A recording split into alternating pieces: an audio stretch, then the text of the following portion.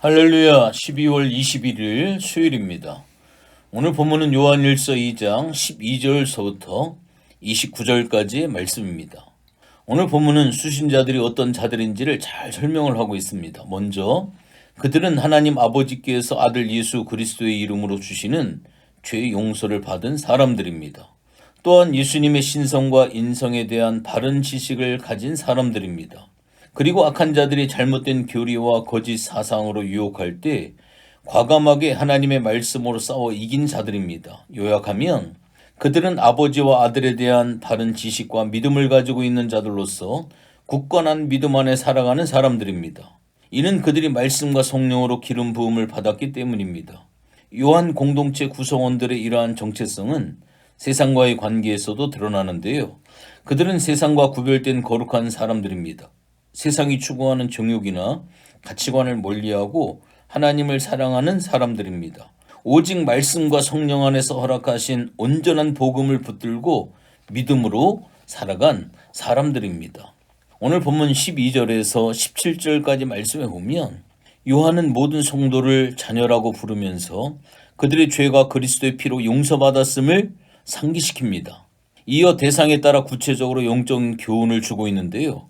아비들에게는 태초부터 계신 분에 대해서, 청년들에게는 악하고 흉한 사탄을 이긴 것에 대해서, 아이들에게는 하늘에 계신 아버지에 대해서 교훈을 해주고 있습니다. 성도는 세상에 있는 것을 사랑하지 말아야 함을 분명하게 이야기를 합니다. 세상을 사랑하는 자 안에는 하나님 아버지의 사랑이 있을 수 없기 때문입니다. 성도는 하나님을 믿지 않는 사람들과 세상에서 함께 살아가고 있습니다. 그러나 성도는 세상을 사랑하는 사람들이 아닙니다. 세상에 살지만 세상에 속하거나 세상에 집착하는 그러한 존재가 아닙니다. 요한은 성도에게 세상을 사랑하지 말라라고 이야기를 합니다.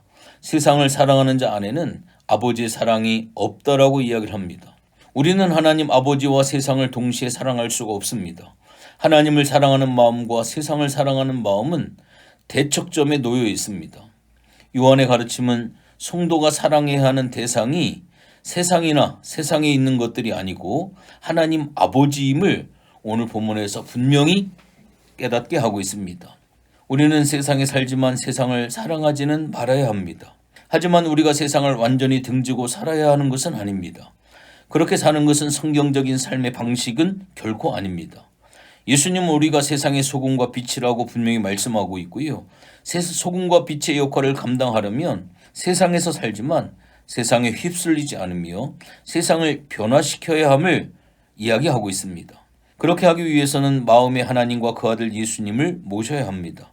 세상을 사랑하지 말고 주님만을 전심으로 사랑하도록 힘쓰고 최선을 다해야 합니다. 그럴 때 세상의 유혹에 흔들리지 않고 세상을 변화시킬 수 있는 하나님께서 허락하시는 힘을 얻을 수가 있습니다. 이어서 18절에서 21절까지 말씀 오면 요한은 지금이 마지막 때임을 강조하고 있는데요.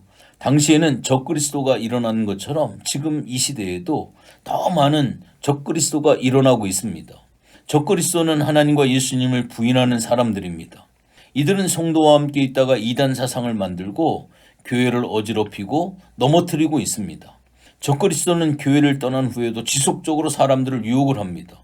요한은 요한 일서를 통해 적그리스도의 미혹에 이끌리지 아니하고 진리를 굳게 잡고 붙잡고 있는 자들에 대해서 칭찬하고 격려하고 있는 모습을 볼 수가 있습니다.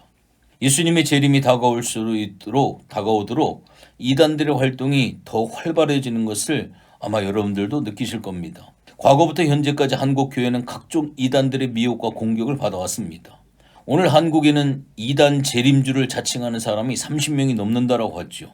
시간이 지날수록 더 많은 이단이 다양한 방법으로 교회를 어지럽게 할 것입니다. 요한은 말세에 적그리스도가 이곳저곳에서 활발하게 일어날 것이라고 경고를 하고 있습니다. 그들은 예수님이 하나님의 아들이요 그리스도인 것을 부인합니다. 성경을 자의적으로 해석하며 복음을 왜곡시키고 있습니다. 여러 곳에서 이단이 일어나는 것에 대해 이상하게 생각하지 말아야 합니다. 이단의 발흥은 예수님의 재림이 가까웠음을 나타내는 징표 중의 하나입니다. 이단은 성도의 참된 신앙을 훼손시키려 합니다. 사단의 공격이 심화될수록 신앙이 그만큼 가치 있는 것임을 우리가 반대로 깨달아야 합니다. 그들이 쓸모없는 것을 얻기 위해 모략을 짜지는 않기 때문입니다. 성도와 교회의 믿음이 참되고 굳건할수록 사단의 공격은 더 치열해질 것임을 기억을 해야 합니다. 집요하고 교묘한 사단의 공격 중에 하나가 요한이 적그리스도라고 묘사한 거짓 교사들, 즉 이단들의 활동입니다. 우리는 이러한 상황을 이상하게 생각하지 말고 성경의 가르침을 철저히 잘 받아야 합니다. 성경과 진리의 말씀으로 그들의 거짓된 가르침을 분별할 수 있는, 이 시대의 가장 중요한 것은 분별의 은혜입니다. 분별할 수 있는 우리 모든 성도님들이 되시기를 간곡히 부탁을 드립니다. 마지막으로 22절에서 27절까지 말씀 보면 적그리스도는 예수님이 하나님의 아들이심을 부인하는데요. 요한은 예수님을 부인하는 자는 하나님을 부인하는 자라고 분명히 이야기를 합니다. 요한은 자신과 사도들이 가르친 대로 예수님이 하나님의 아들이고 영원한 생명이심을 굳게 믿어야 된다 라고 강조를 하고 있는데, 저도 말세를 살아가고 있는 지금 이 시대에 저도 여러분들에게 요한이 강조했던 것처럼 우리 예수님이 하나님의 아들이고 영원한 생명이라고 하는 이 분명한 사실을 믿으시기 바랍니다. 우리에게 거룩한 기름이 부어졌다라고 하는 이 말씀은, 특별히 20절과 27절의 말씀은 우리 안에 성령님이 내주하신다는 의미를 보여주고 있습니다. 우리 안에 거하시는 성령님은 우리를 진리 가운데 인도하십니다. 이단들의 유혹과 공격을 이기기 위해서는 영적으로 깨어 있어야 합니다. 영적으로 깨어 있기 위해서는 우리 안에 계신 성령님을 의지해야 합니다. 성령님이 가르쳐 주시는 말씀을 붙잡고 순종해야 합니다. 그럴 때 이단의 도전에 맞서 성경에 입각한 바른 판단을 내리고 올바른 행동을 할 수가 있습니다. 우리 안에 계신 성령님의 음성에 귀 기울일 때 이단의 가르침에 속지 않을 것입니다. 속지 않을 뿐만 아니라 진리를 따라 행하게 될 것입니다. 성령님을 의지해 영적으로 깨어있는 성도 앞에서 이단의 유혹은 힘을 잃게 되어집니다. 이단의 유혹에 노출되었을 때 우리의 지식이나 감정으로 반응해서는 안 됩니다. 이단에 관해서 성경이 어떻게 기록이 되었는지 정확하게 알아야 합니다.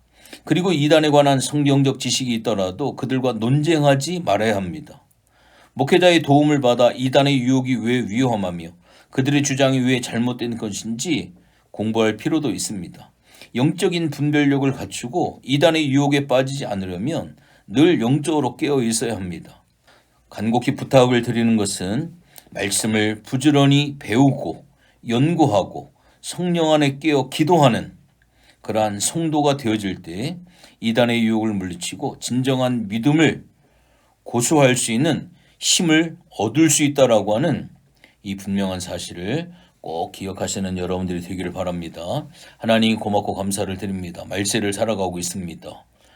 오늘 요한이 복음을 전했던 그 시대에 적그리스도의 수많은 잘못된 교리와 그들로 인하여서 많은 어려움을 당했음을 요한은 살펴보았기 때문에 이단들을 잘 분별하고 진리 가운데 설 것을 강조하고 있습니다. 오늘날 시대에도 마찬가지입니다. 잘못하면 잘못된 교단, 잘못된 교리, 이단들로 인하여서 신앙이 무너질 수 있습니다. 말씀 안에 굳게 서게 하게 하시고 말씀의 진리를 사모하게 하게 하시고 무엇보다도 성령의 바른 인도하심 속에 살아갈 수 있는 귀한 삶이 되어질 수 있도록 도와주시옵소서.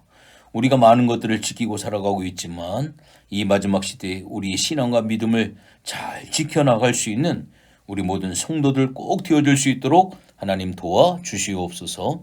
감사를 드리며 예수님의 이름으로 기도했습니다. 아멘.